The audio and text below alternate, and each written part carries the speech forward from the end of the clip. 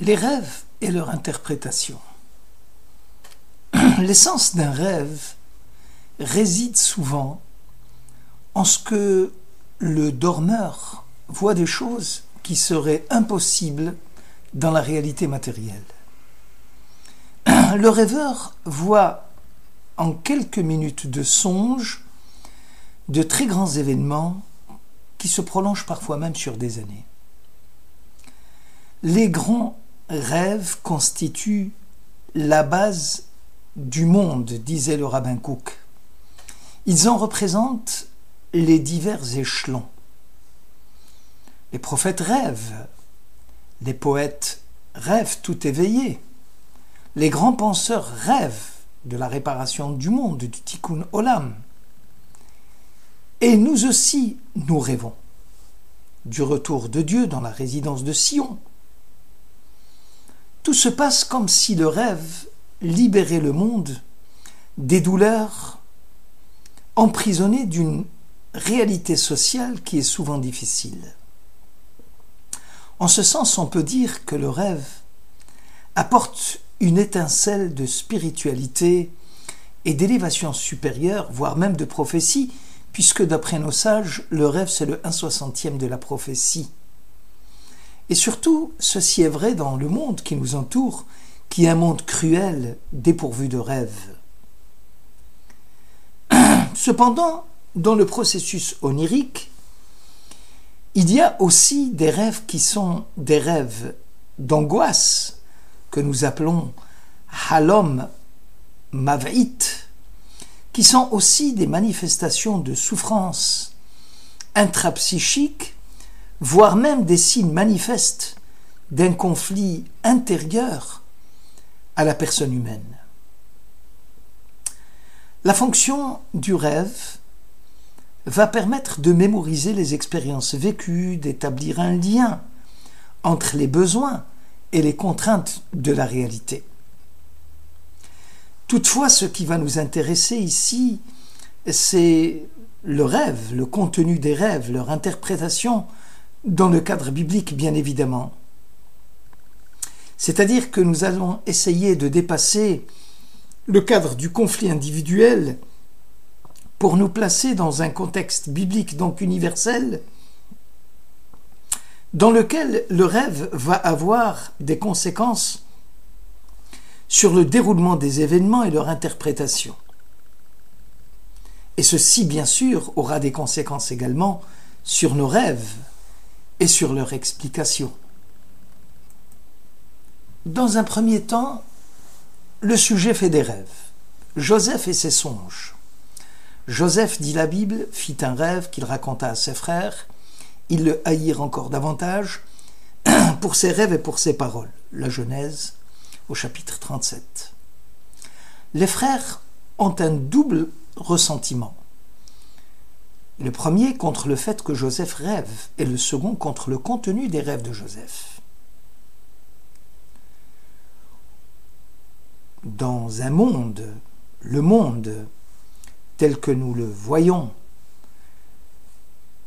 n'aime pas les redressements de tort, n'aime pas ce qui se situe dans le registre du rêve, c'est-à-dire du sacré, parce que Joseph éveille l'inquiétude de ses frères. Et sur ce terrain, le monde redoute les visionnaires, parce que les frères de Joseph paraissent impuissants. Ils commencent par la formule prophétique. Écoutez donc le rêve que j'ai fait. Et le message est contraignant. Voici, nous assemblions des gerbes dans un champ, et voilà que ma gerbe s'est dressée, elle est restée droite, et voilà que vos gerbes se sont mis en cercle et se sont prosternés devant la mienne. Il fit un autre rêve, dit la Bible, qu'il raconta à ses frères. Voici, j'ai fait un autre rêve, et voilà que le soleil, la lune et 11 étoiles se prosternèrent devant moi, toujours dans Genèse 37. Face à l'objectivité du rêve, il y a bien sûr la subjectivité du rêveur.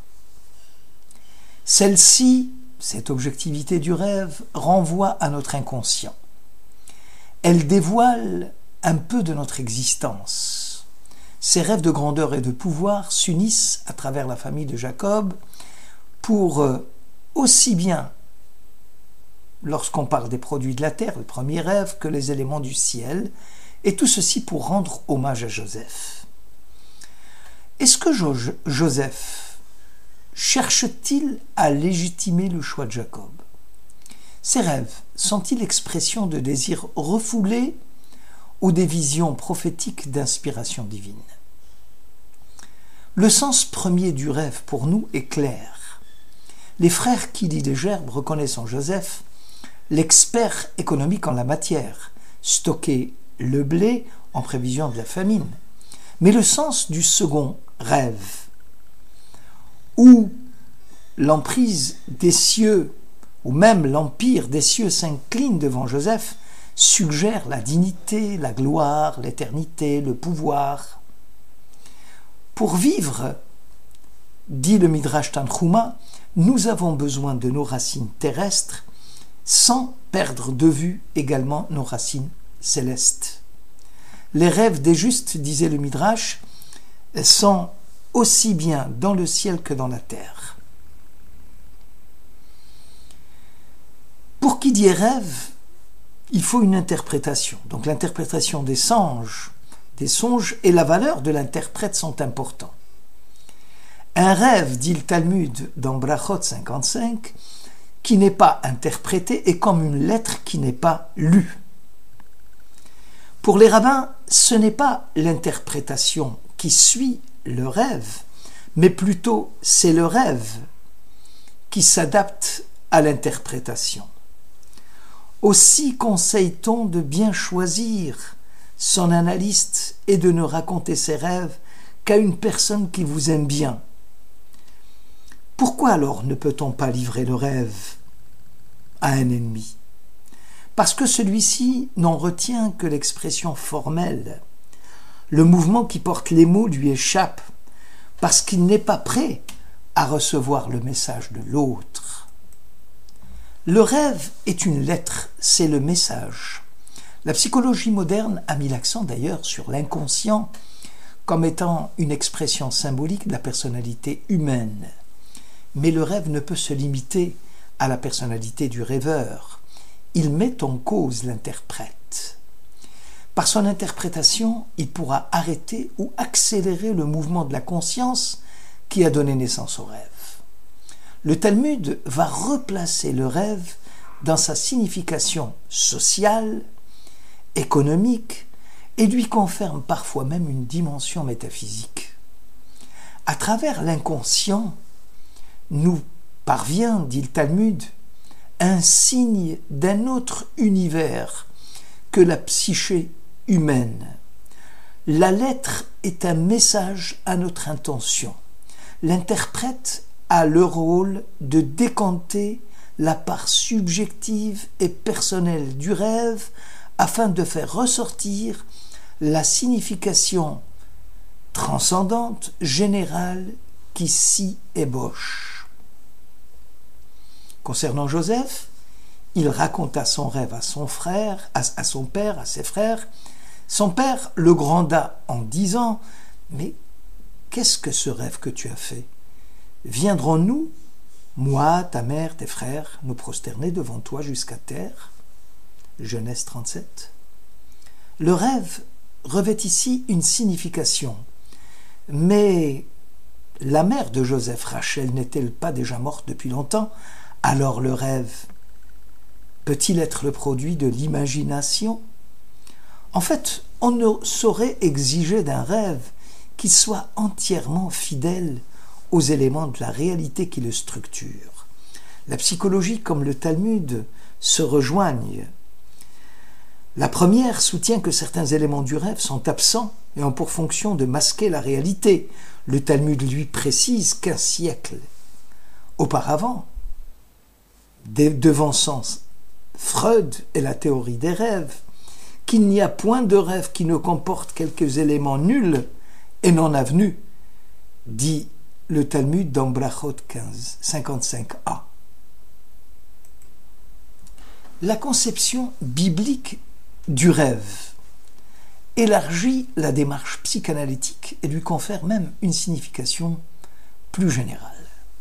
Le rêve déborde le cadre psychologique à l'intérieur duquel il prend naissance et s'étend même à des données diverses, parfois même à des domaines intra-subjectifs, sociaux, métaphysiques, cosmiques ou autres. Ces données sont liées entre eux.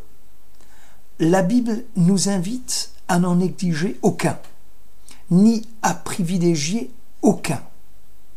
Freud s'est limité au psychisme humain. Le rêve, dit-il, est un signe. Ce n'est pas seulement le résumé d'une expérience vécue, mais l'annonce de quelque chose qui survient.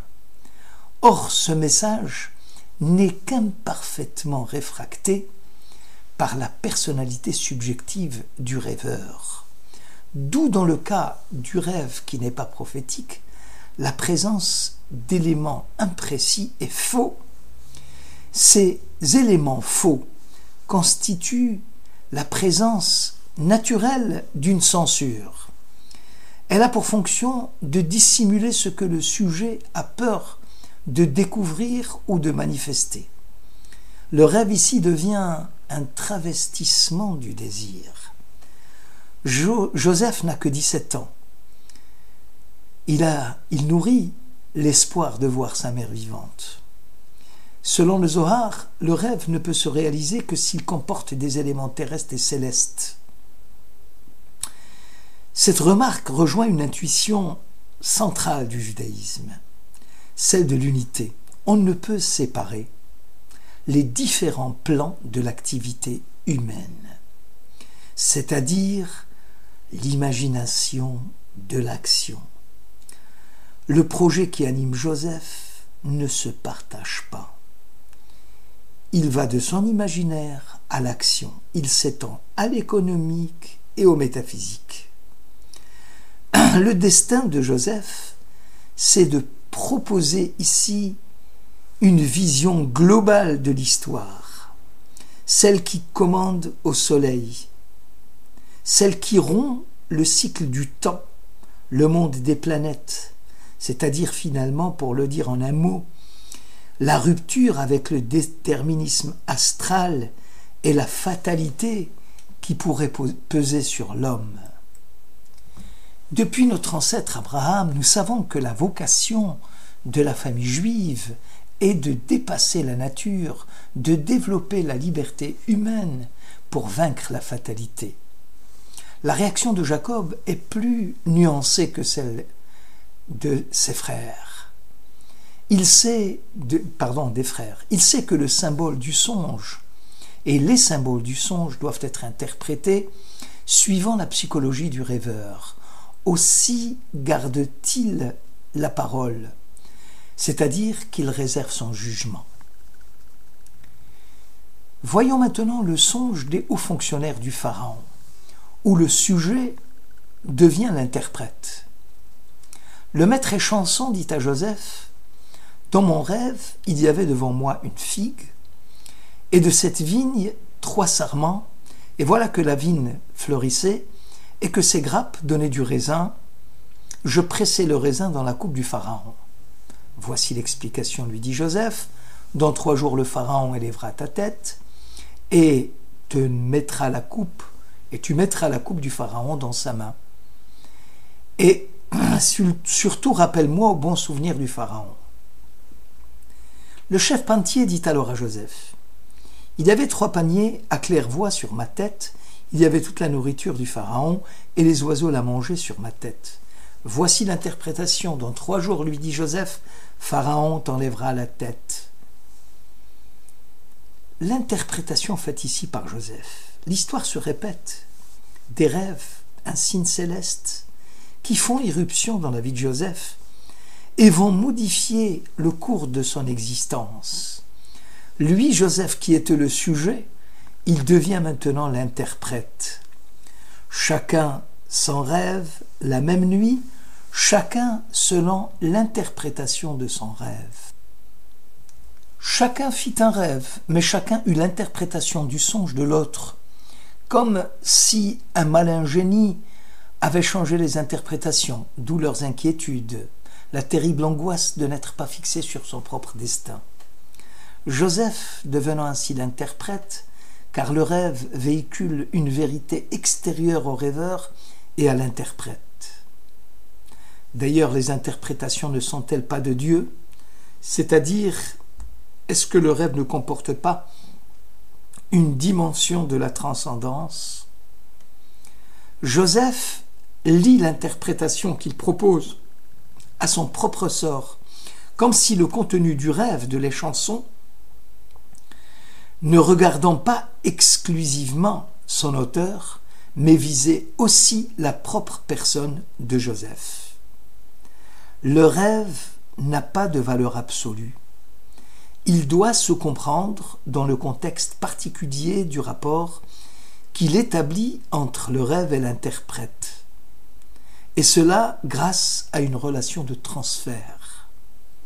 Le rapport rêve-rêveur-interprète est un rapport à trois, dans lequel l'interprète, le psychothérapeute, va jouer un rôle actif dans la transcription du rêve et dans sa réalisation. D'où l'importance du choix de l'interprète.